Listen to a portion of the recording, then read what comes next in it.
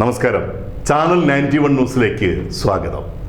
Indian പ്രധാനമന്ത്രി നരേന്ദ്രമോദിയുടെ കേരള സന്ദർശനത്തോടനുബന്ധിച്ച് കൊച്ചിയിലെ വലിയ തിരക്കുള്ള സൗത്ത് പാലമിറങ്ങി MG റോഡിലേക്ക് എത്തുന്ന റോഡിൽ ഗതാഗത നിയന്ത്രണത്തിന് വേണ്ടി റോഡിന് കുറുകെ പോലീസ് കനമുള്ള ഒരു നൈലോൺ കയർ വലിച്ചു കെട്ടുന്നു.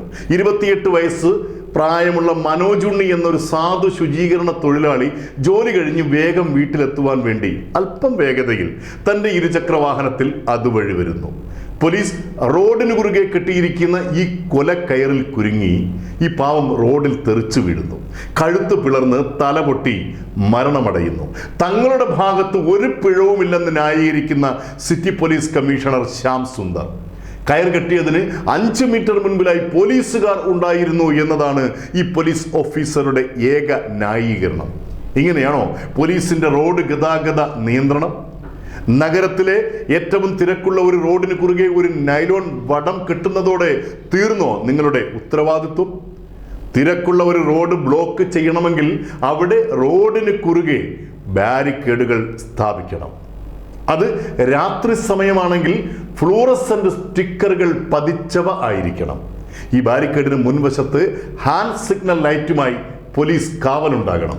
ഇതൊന്നുമില്ലാതെ പൊതുജനം നിങ്ങൾ പോലീസുകാർ പറയുന്നതൊക്കെ റാൻമൂളി കേൾക്കാൻ ഇത് വെള്ളരിക്കാപ്പട്ടണമോ രാജഭരണ കാലഘട്ടമോ അല്ല. തൻ്റെ അച്ഛന് ജോലിക്ക് പോകാൻ സാധിക്കാത്ത വണ്ണം അസുഖബാധിതനായതിനാൽ അതേ ജോലിക്ക് പകരക്കാരനായി ശുചിത്വ തൊഴിലാളിയാണ് സാറേ. ഈ പ്രധാനമന്ത്രിയും മുഖ്യമന്ത്രിയും ഒക്കെ വിമാനങ്ങളിലും റോഡിലൂടെ AC വണ്ടികളിൽ വെടിയുണ്ട കണക്കെ ചീറിപ്പായുന്നതൊന്നും അറിയാതെ ജോലിക്ക് പോയ ഒരു പാവം ക്ലീനറാണ് കഴുത്തറ്റ് റോഡിൽ പിടഞ്ഞു മരിച്ചത്. എന്നിട്ട് സുരക്ഷാ പിഴവുകൾ സംഭവിച്ചിട്ടില്ല എന്ന മുടന്തൻ ന്യായീകരണത്തിന് ഈ സിറ്റി പോലീസ് കമ്മീഷണർക്ക് എതിരെയാണ് ആദ്യം കേസെടുക്കേണ്ടത്. മാത്രമല്ല അവിടെ ഡ്യൂട്ടിയിൽ ഉണ്ടായിരുന്ന 3 പോലീസുകാർക്കെതിരെ കൊലപാതക കുറ്റത്തിന് കേസെടുക്കണം. പാവം മാതാപിതാക്കളുടെ ആശ്രയം നഷ്ടമായി. ഒരു ചെറുപ്പക്കാരൻ്റെ സ്വപ്നങ്ങൾ പോലീസിന്റെ മരണക്കയറിൽ കുടുങ്ങി റോഡിൽ വലിച്ചിഴക്കപ്പെട്ട് കൊല്ലപ്പെട്ടു. സുഖമില്ലാതെ വാടക വീട്ടിൽ താമസിക്കുന്ന ഈ കുടുംബം എങ്ങനെ മുന്നോട്ട് പോകും? മരണപ്പെട്ടു പോയ മനോജ് ഉണ്ണിയുടെ അസുഖബാധിതനായ പിതാവിന് എവിടെ നിന്ന് മരുന്നുകൾ ലഭ്യമാകും? സർക്കാർ ആശുപത്രിയിൽ മരുന്നുണ്ടോ? അമ്മ വിമലയ്ക്ക് പെൻഷൻ കിട്ടാറുണ്ടോ? ഇല്ല.